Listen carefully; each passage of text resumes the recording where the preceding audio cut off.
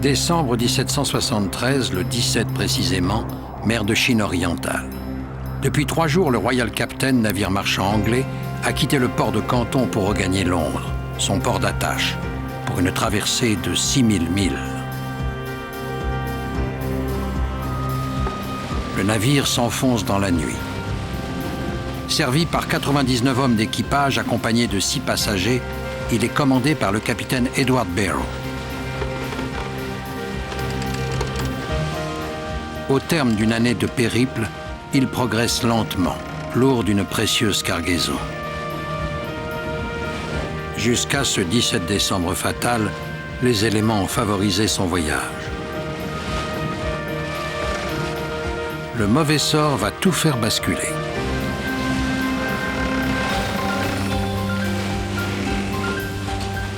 Le Royal Captain heurte soudainement un haut fond ignoré des cartes.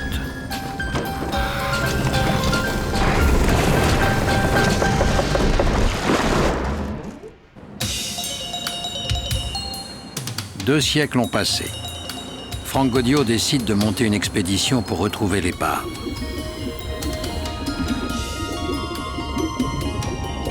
Car dans les profondeurs, les flancs du Royal Captain emprisonnent un trésor.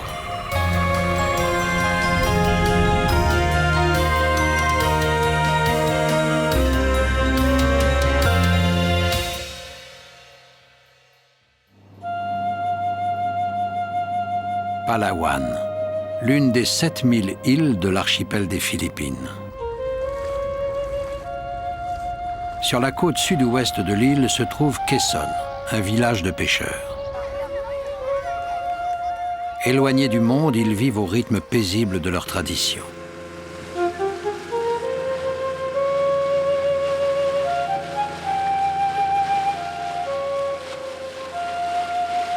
En 1985, étonné, il voit arriver un Européen à bord d'un ketch, Frank Goddio. C'est sa première grande expédition.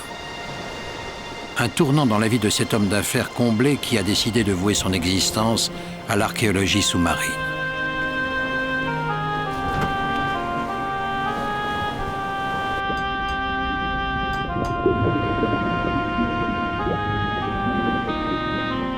Il lance une première expédition en vue de retrouver les restes d'un obscur navire anglais.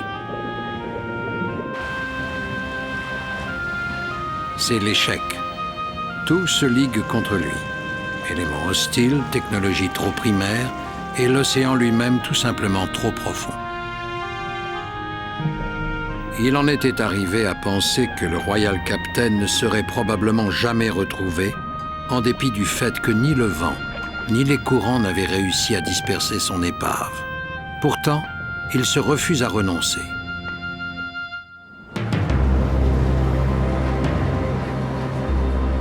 « 15 ans plus tard, il est de retour sur les lieux à bord d'Océan Voyageur, un navire de 70 mètres de long, spécialisé dans la recherche en eau profonde.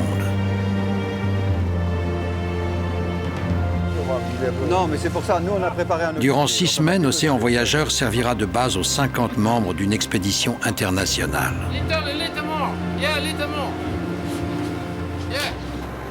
À leur disposition, Jules et Jim, 2 sous-marins de 5 tonnes bardés des technologies d'avant-garde en matière de recherche en eau profonde.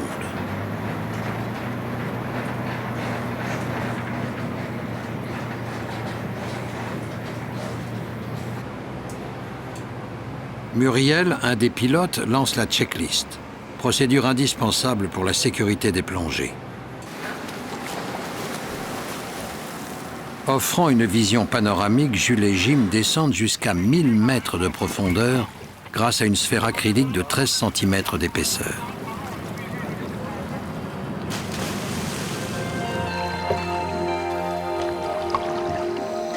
Un plongeur détache les sous-marins.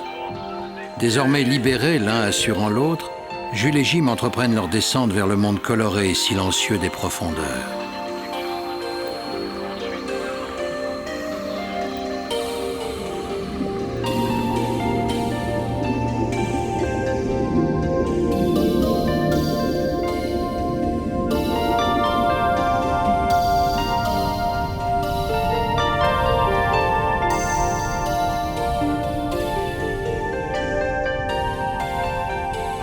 Ici règne le mystère et la mystification. Rien de ce qui habite les lieux n'obéit à ce qui est connu. L'adaptation des espèces à leur milieu relève du prodige. Forme, comportement, tout y est étrange, tout y est singulier.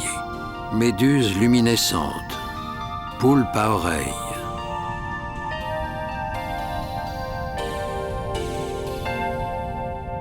Poisson grenouille et nudibranche.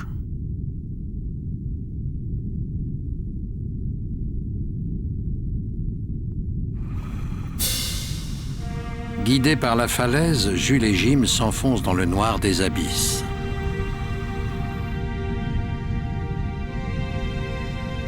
La lumière du soleil n'est plus qu'un souvenir. La plongée devient fascinante.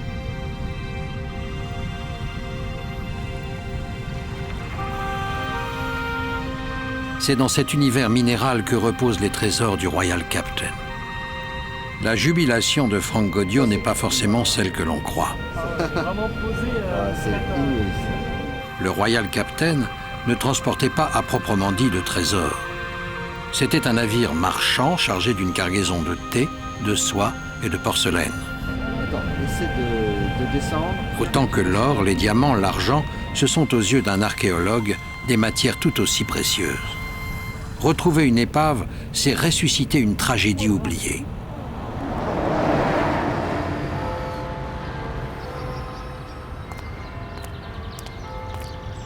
Remonter à l'origine de cette tragédie, comprendre les raisons du naufrage, c'est le défi de Frank Gaudio.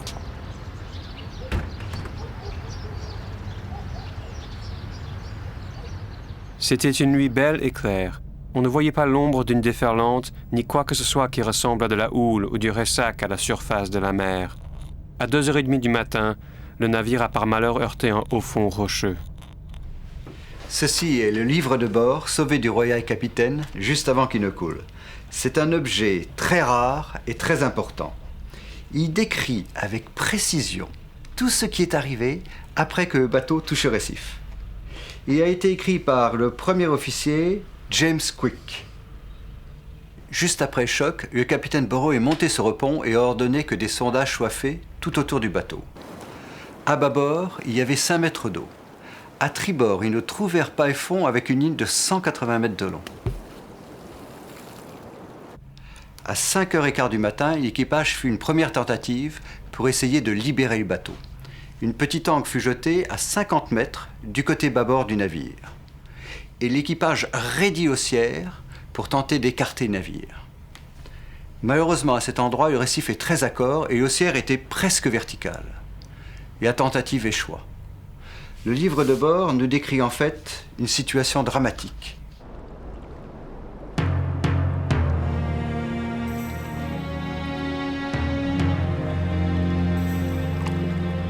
Il faisait maintenant pratiquement jour lorsque le plus redoutable haut fond est apparu sous nos yeux et nous avons entrepris notre deuxième tentative pour libérer le navire du récif.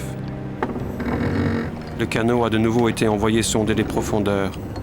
L'ancre immergée a été remontée et descendue sur l'affleurement rocheux. Nous avons attaché une amarre de 9 pouces et fait passer le câble par la cabine de poupe au cabestan arrière. Une deuxième amarre souple a été attachée à l'avant pour empêcher le navire de tourner sur lui-même.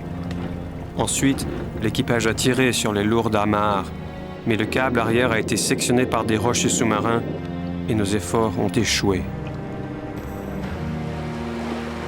La perte du Royal Captain est plus que l'histoire d'un naufrage. Symboliquement, ce désastre a modifié le sort de plusieurs millions d'hommes et marqué un moment de l'histoire. Voici comment.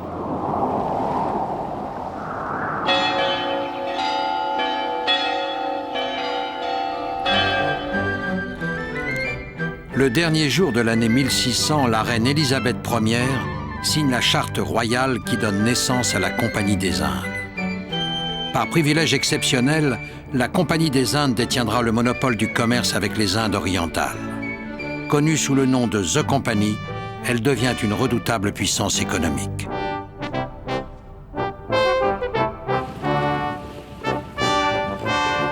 À la fin de l'époque élisabéthaine, l'Angleterre n'est pas considérée à leur égal par les grandes puissances européennes, espagnoles, hollandaises, portugaises. La Compagnie des Indes va se développer au point de bouleverser l'équilibre en Europe. Elle dispose du plus important pouvoir économique que le monde ait jamais connu. À son apogée, elle contrôle la moitié du monde commercial, le quart de ses territoires et le tiers de sa population. Ses navires sillonnent le globe, important du thé en Angleterre, des lainages au Japon, des épices en Europe et aux Amériques, et aux Indes, le polo.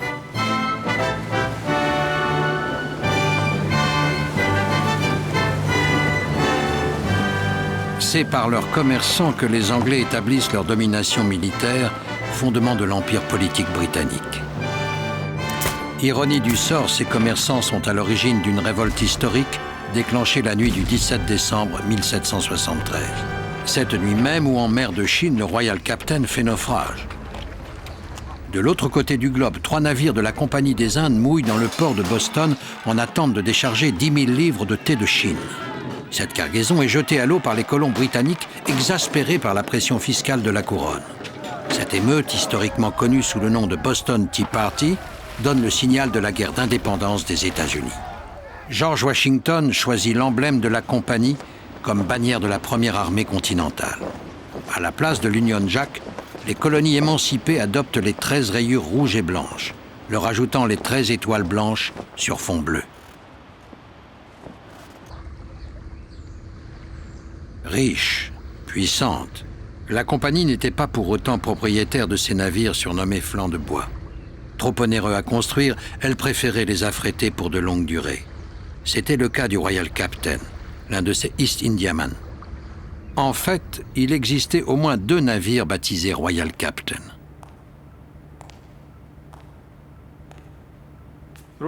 Le Royal Captain a été construit en 1760. Il a effectué 4 voyages en Extrême-Orient. À cette époque, il devait avoir une dizaine d'années. Vers 10-12 ans d'existence, le propriétaire d'un navire pouvait demander à l'East India Company l'autorisation de construire un nouveau navire. C'est ce que fit son propriétaire, Sir Richard Hotham. Et le 9 mai 1770, la Court of Directors lui a accordé cette autorisation. Hotham s'est rendu à Randall's Yard sur la Tamise pour y construire ce nouveau navire, qu'il a baptisé également le Royal Captain. Sous de nombreux aspects, c'était typiquement un navire de ligne. 143 pieds de la poupe à la proue et 36 pieds de large. Le Royal Captain était pratiquement indiscernable d'un navire de guerre de la Royal Navy. Planté dans sa massive coque de chêne, ces 3 mâts se dressaient à 150 pieds au-dessus du pont supérieur. Ses sabords de batterie étaient situés à 13 pieds au-dessus de la ligne de flottaison. Cette hauteur était cruciale pour calculer jusqu'où le navire pouvait gîter avant de prendre l'eau. Il était armé de 20 canons de 20 livres et de 6 de 4 livres.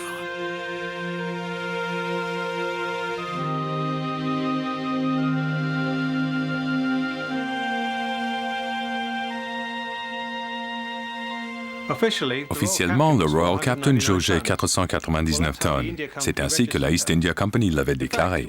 En fait, c'était un leurre destiné à contourner la législation qui exigeait la présence d'un aumônier pour tous les vaisseaux de plus de 500 tonnes. En fait, le Royal Captain atteignait pratiquement 860 tonnes. C'était presque le plus grand navire marchand naviguant à cette époque. L'honorable compagnie n'hésitait pas à frauder pour économiser des dépenses. C'est donc sans aumônier pour bénir son départ que le Royal Captain prend la mer à Gravesend, à l'embouchure de la Tamise, dans la brume d'un matin froid, le 19 décembre 1772. Son premier voyage sera son dernier.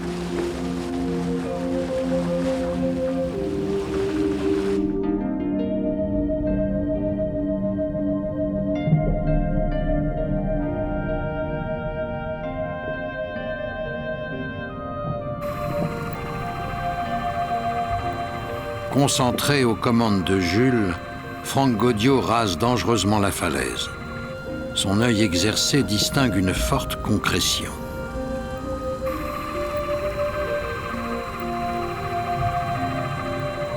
L'ancre du Bossoir, autrement dit l'ancre principale du Royal Captain.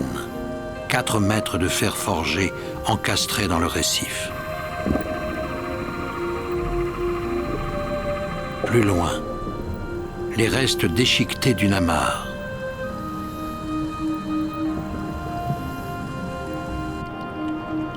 10 heures du matin, ils sont parvenus à rattacher l'osière à l'ancre immergée et nous nous sommes remis à tirer sur l'amarre arrière.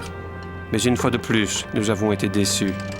L'osière s'est cassée et le navire a pivoté d'environ 90 degrés. Il s'est violemment cogné. Comme le risque de chavirer augmentait, le capitaine a fait jeter à la mer les canons de tribord. Une brise de nord-est s'est levée et les hommes se sont précipités pour amener les voiles. Nous avons viré vent arrière pendant environ 5 minutes, puis le navire s'est de nouveau échoué.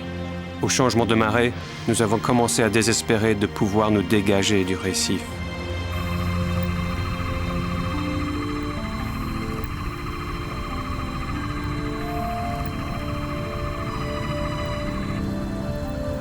Poursuivant leur descente, ils découvrent les canons tribord du Royal Captain. Leur emplacement permet de localiser l'endroit précis où le Royal Captain s'est désespérément battu.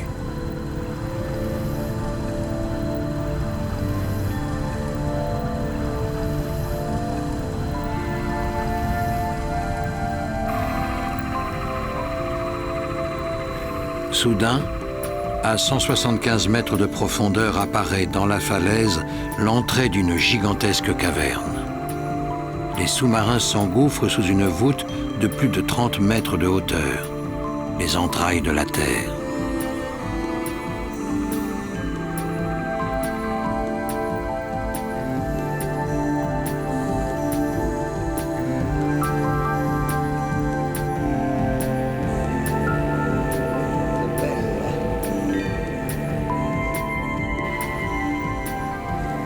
Le sol de la caverne est jonché de débris du Royal Captain.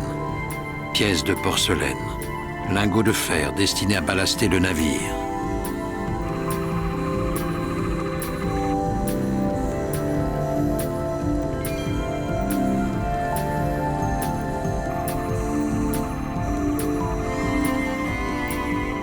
Beaucoup plus loin, l'étroitesse du boyau contraint les sous-marins à revenir en arrière, laissant derrière eux d'autres vestiges du naufrage.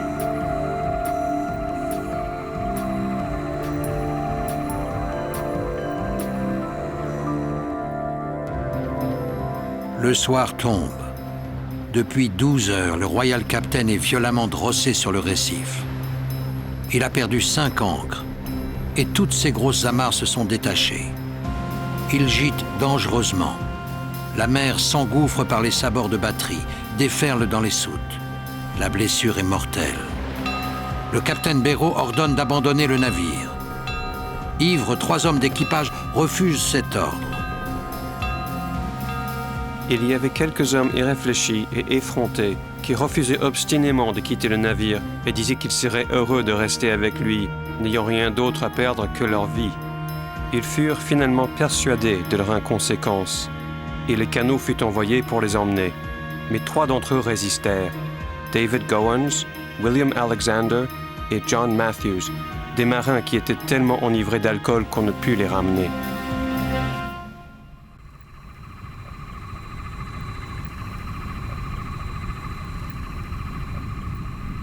Quittant la caverne, Jules et Jim poursuivent leur descente. À 300 mètres dans le faisceau de leur phare, de multiples scintillements attirent le regard de Frank Gaudio.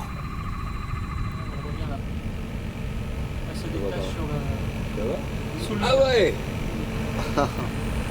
Super.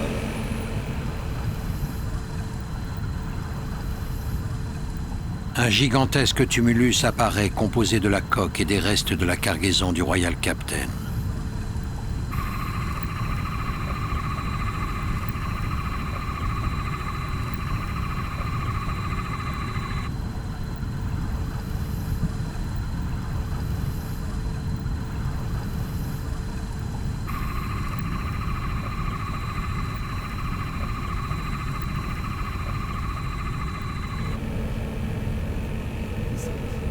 Cette découverte confirme la théorie de Frank non seulement sur le lieu précis du naufrage, mais également sur son déroulement. Maintenant que nous avons retrouvé les restes du Royal Capitaine, nous savons ce qui est arrivé à ce navire après. En fait, il a frappé le récif à 100 mètres à droite de cette bouée rouge, là-bas. Cette bouée rouge marque l'emplacement de l'ancre principale, qui est la première ancre qu'ils ont jetée par 55 mètres de fond et qu'on a retrouvée en 1985. Elle est toujours là. Le Royal Capitaine a coulé à pic le long d'une falaise sous-marine et s'est brisé sur un rebord de cette falaise, juste en face d'une grande grotte, par 175 mètres de fond.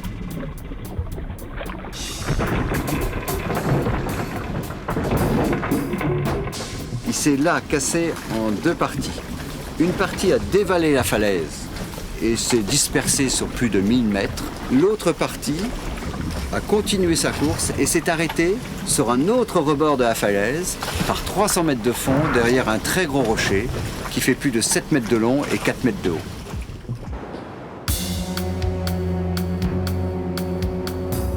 Baptisé au fond du Royal Captain, ce récif de corail long de 3000 et demi dissimule sous des eaux paisibles un piège où d'autres navires ont disparu.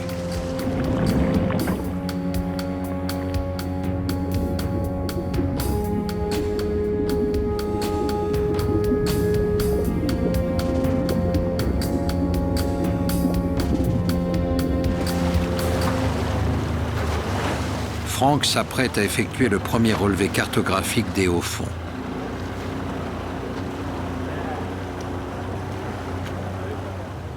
Les données sont exploitées à partir de Kaimiloa, le catamaran de Franck, véritable laboratoire hydrographique.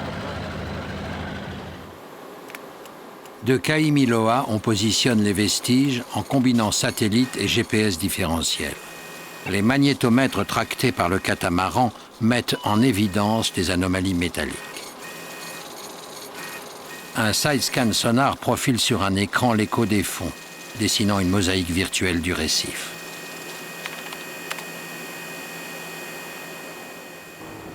En dernière analyse, toutes ces informations doivent être validées par l'outil ultime, l'œil humain.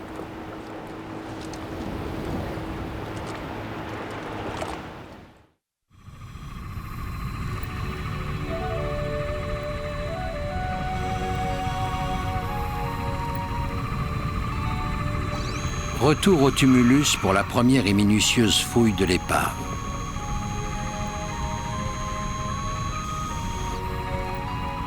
Les navires du XVIIIe siècle représentaient la quintessence des technologies les plus avancées de l'époque.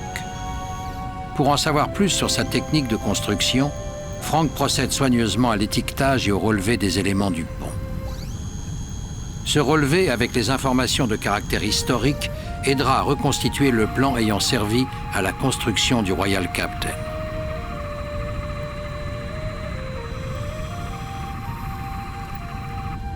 Des porcelaines rares délivrées de l'obscurité des fonds à portée de main, ou des bras articulés spécialement adaptés pour récupérer les vestiges les plus fragiles.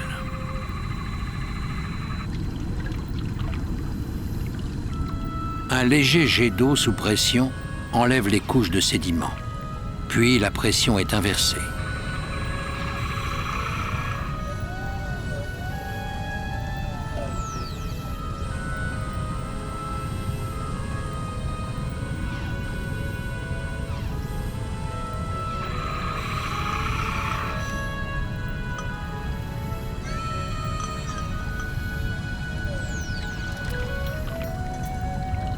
Pièce par pièce, avec une extraordinaire dextérité, on repêche tasses, bols, assiettes de toute taille et de toute forme.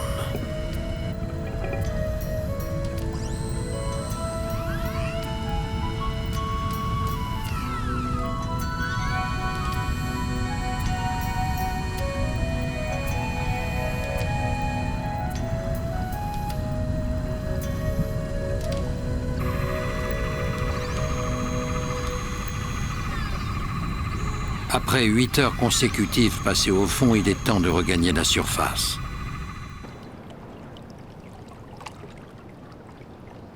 En surface, où impatiente de découvrir la collecte des sous-marins, l'équipe est en alerte. Depuis Océan Voyageur, Marius Orsi dirige la remontée, véritable balai. Rendez-vous à 30 mètres de la surface. Au tour des plongeurs de prendre en charge la précieuse collecte.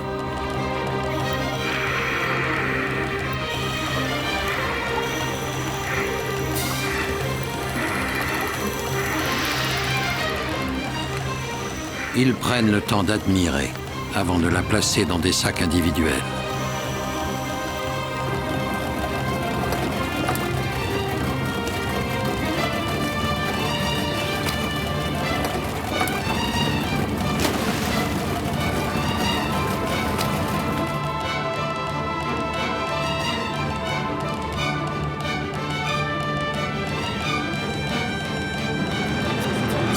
Magnifique ça.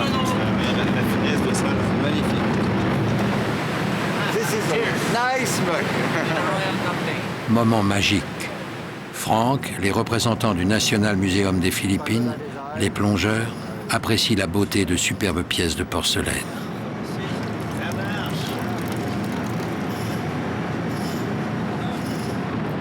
Les pièces orphelines découvertes disséminées sur le site sont de nouveau réunies.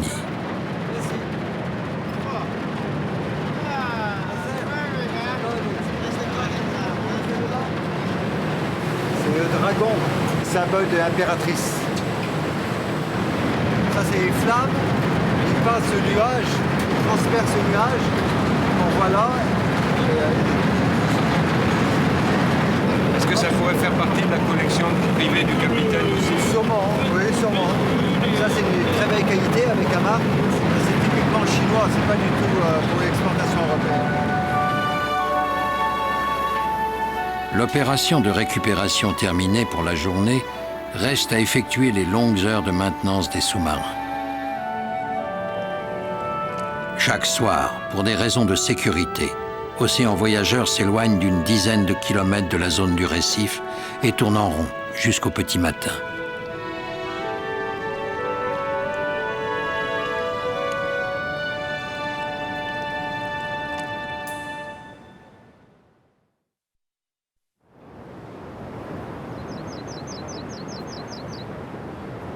Mais à l'aube, Océan Voyageur est de nouveau opérationnel.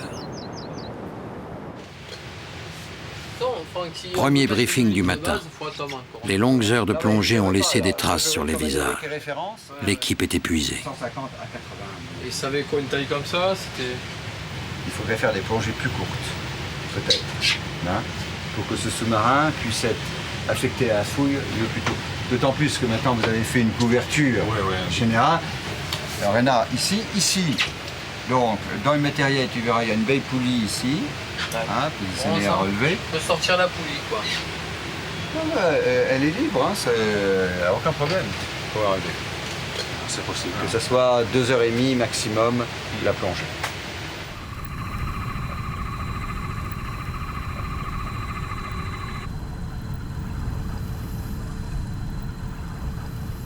On dirait qu'un gigantesque chargement de porcelaine a été déversé au fond de l'eau.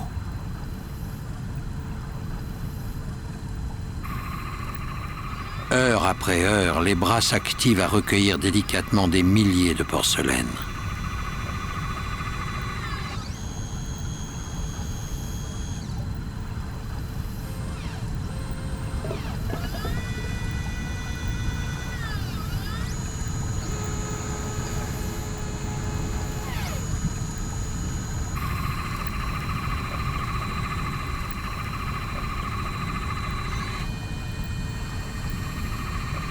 Pour éviter de trop fréquentes remontées, on a imaginé un panier élévateur où les sous-marins déposent leur collecte.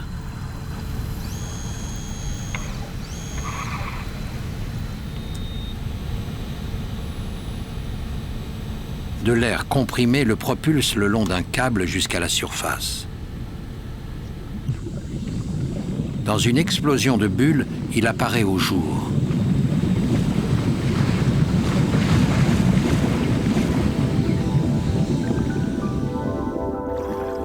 Au tour des plongeurs de prendre en charge les précieuses pièces.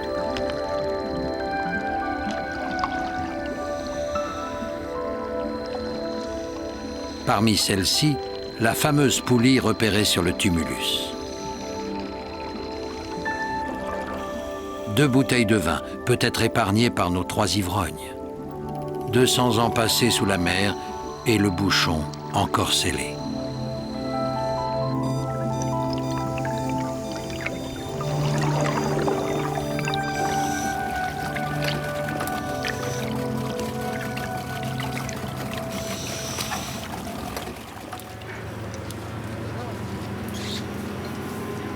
Tout témoigne des habitudes des commerçants anglais du XVIIIe siècle.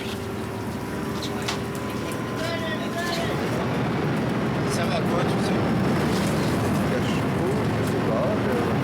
Un rafraîchissoir, je crois que c'est un rafraîchissoir. Soit champagne. Non, c'est un rafraîchissoir. Et donc il a fallu remuer, et puis finalement il est venu, mais il est venu en 5 ou 6 fois. Hein. Vous avez la poulie? Elle est belle la poulie. Non, la poulie, c'est bon.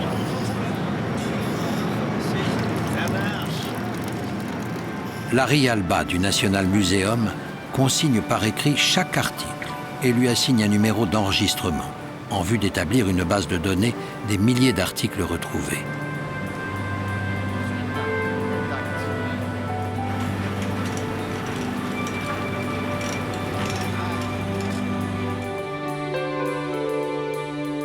La couronne britannique, riche de la possession de l'Inde, n'en négligeait pas pour autant ses relations commerciales avec la Chine. Les voyages en Extrême-Orient étaient longs et incertains. En compensation, la Compagnie des Indes octroyait 5% de la cargaison au seul profit des officiers. Cette disposition était appelée commerce privé. Ajouté à la corruption et à une cupidité répandue, le bénéfice tiré de ce commerce privé était de nature à tenter un homme entreprenant comme le capitaine Barrow.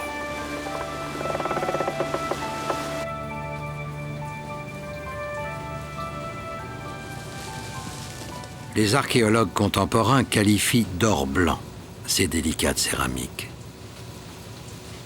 Ce qui était étonnant, c'est qu'ils sont absolument intacts, ce qui est rare dans les collections privées.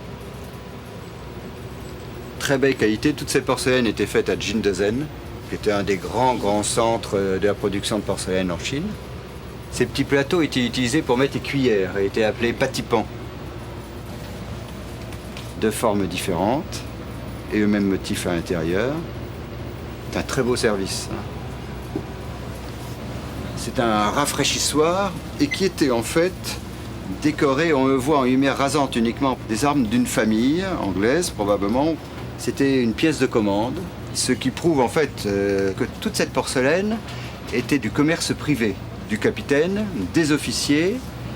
Et la Compagnie des Indes, elle, se contentait de très grands services de qualité moyenne qui étaient facilement vendables et certainement pas de pièces exceptionnelles comme ça ici. Cela fait pratiquement un mois que Océan Voyageur est arrivé en mer de Chine. Mais la mousson s'annonce. Le temps est désormais compté pour l'expédition. Bien que les sous-marins aient recueilli des milliers d'objets, l'un d'entre eux peut être le plus symbolique, mais assurément le plus compliqué à récupérer, manque à l'appel. Nous avons retrouvé la cloche du bateau par 352 mètres de fond. Elle était debout comme ça. C'est un objet très symbolique parce qu'il y aura probablement la date de la construction du navire et c'est un objet extraordinaire à retrouver. Elle a donné l'alarme lorsque le Royal Captain a heurté le récif. Franck et toute l'équipe étudient les moyens à mettre en œuvre la difficile remontée de la cloche. Même pour nos sous-marins, c'est une opération complexe qui cumule les difficultés. Car elle repose depuis 2 siècles à 352 mètres de fond, en équilibre précaire sur une forte pente. Au surplus, cette pièce en bronze a-t-elle été suffisamment préservée pour résister à la manipulation des bras articulés des sous-marins?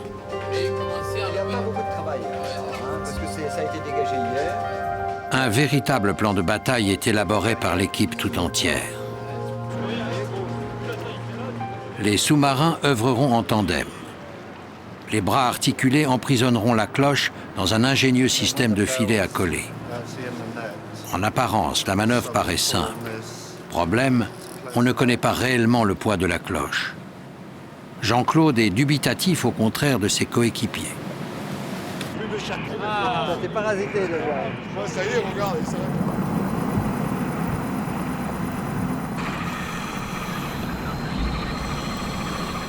Jean-Louis Corda, qui assure la communication avec Jules et Jim, rejoint Franck au poste de commandement.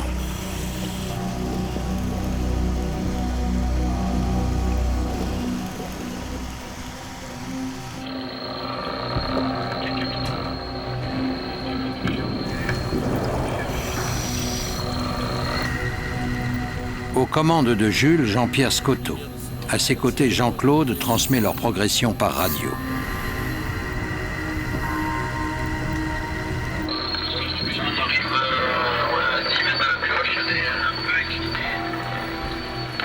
Tu essayes de parler à distance égale du micro, plus doucement et plus détaché, s'il te plaît. On se dirige au-dessus de la cloche. Ok, merci, on te reçoit parfaitement. C'est parfait. Bon, là, on va arriver près de la cloche. On est à 8 mètres de la cloche. On la voit bien, elle est éclairée.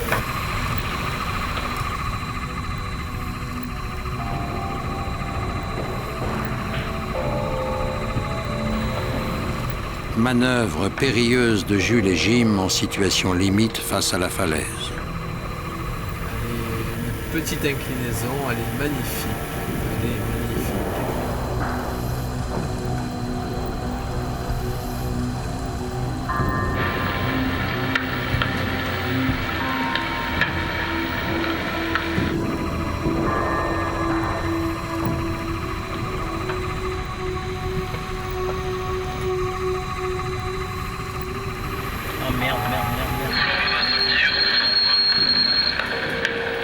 On va mettre du temps, on récupère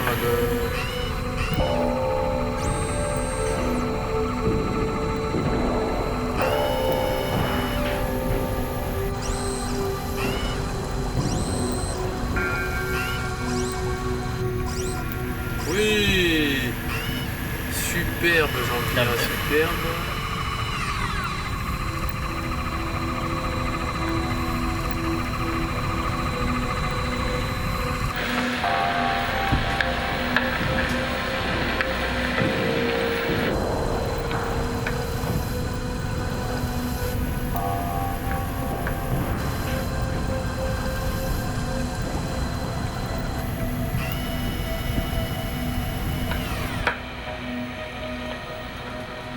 Le filet est sur la cloche pour le moment, il faut qu'on arrange.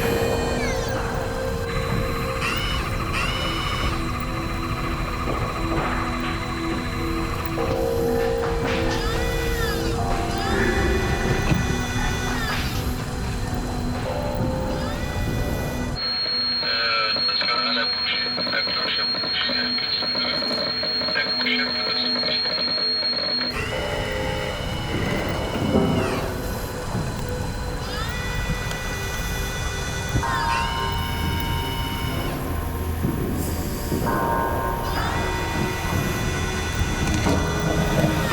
Elle commence à se retourner.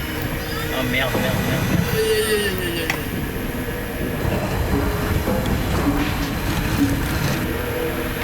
Hop.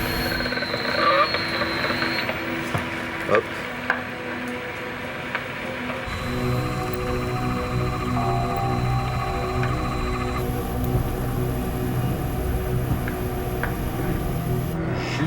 Jules de surface.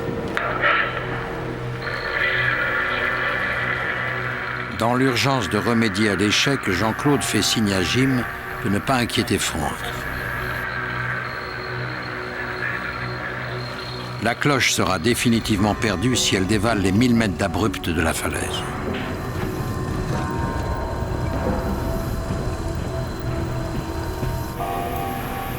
Coup de chance, toujours dans son filet, un rocher la bloque dans sa chute.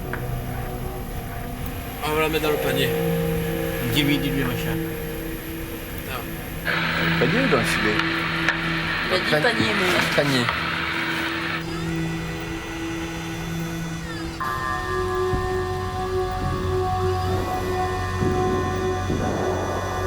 Le rabaisser là.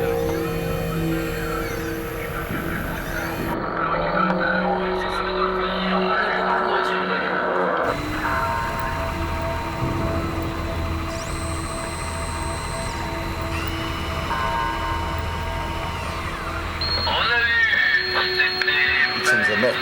Ok, bravo, super. Superbe, Jean-Pierre, superbe. On est en train de faire des plans, de faire...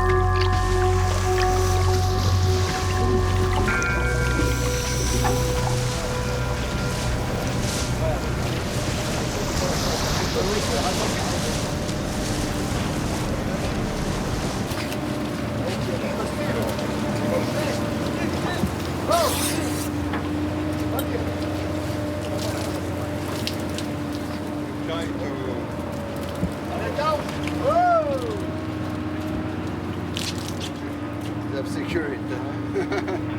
It's quite. Oui, on reste. Elle est grosse, elle est grosse. Qui est là, tu peux y aller que. Elle est costaud, ouais, t'allais voir. Méfiance. Oui. Ça, elle est quand même tombée de haut. On va regarder la baignoire. Et alors?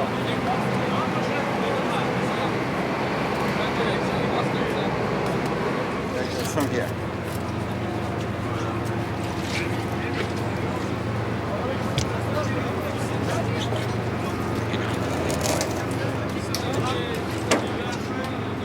Frank va faire une découverte surprenante.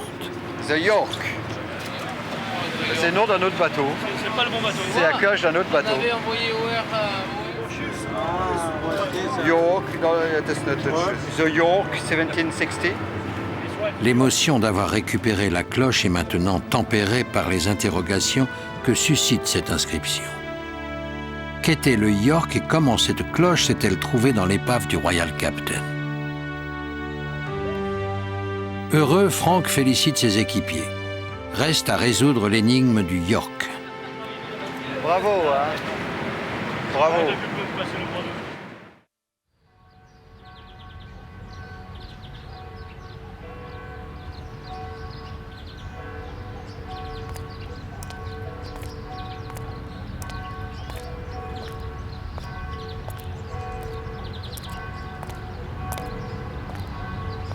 9 mois plus tard, c'est chose faite. La cloche du York a livré son secret. Un matin de décembre, il se rend dans une vieille chapelle de l'est de Londres, Saint-Matthias Poplar. Érigée en 1661, la chapelle, avec son cimetière attenant, est la gardienne de la mémoire de la Compagnie des Indes, dont elle porte encore l'empreinte.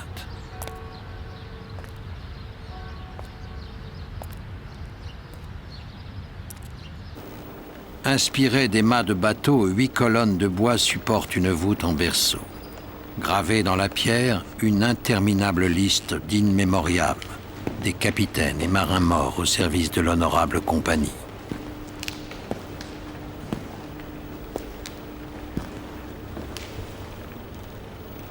Nous savons maintenant pourquoi nous avons retrouvé la cloche du York sur épave du Royal Capitaine. Juste après son lancement du chantier, le Royal Capitaine a été amarré le long d'un autre navire qui était retiré du service de la compagnie. C'était le York. Les deux vaisseaux, le Royal Capitaine et le York, appartenaient en fait au même propriétaire, Sir Richard Hotham.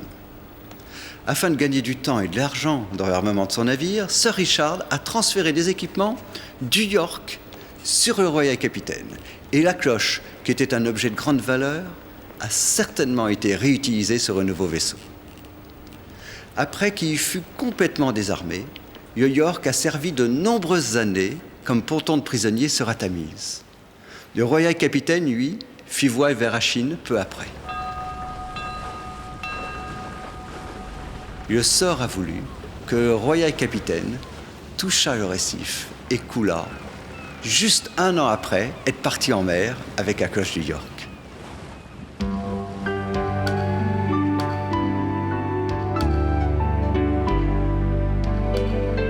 « 15 ans après avoir identifié les premiers indices du naufrage du Royal Captain, Frank Goddio a relevé le défi qu'il s'était lancé. Toutefois, ce n'est pas la fin de l'aventure. Chercheurs, archéologues vont se pencher sur les trésors retrouvés pour leur faire livrer leurs secrets.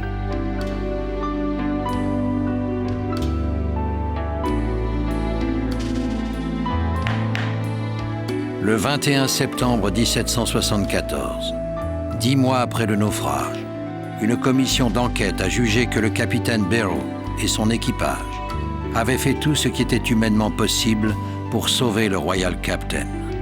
Aucune faute ne pouvait leur être reprochée. Bien que disculpé, Barrow attendra 5 ans avant de se voir confier un autre commandement. En 1778, il est nommé capitaine d'un navire de 903 tonnes, le Royal Admiral, appartenant à l'East Indiaman. Ce sera son dernier commandement car il meurt à bord le dimanche 12 avril à 2 heures du matin, comme il est consigné sur le journal de bord. Sa dépouille est confiée à la mer.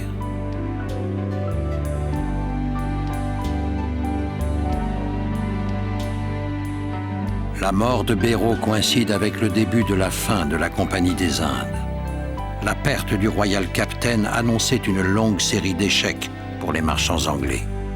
En 1858, la couronne révoque la charte de la Compagnie et en prend le contrôle. Elle est désormais passée dans l'histoire.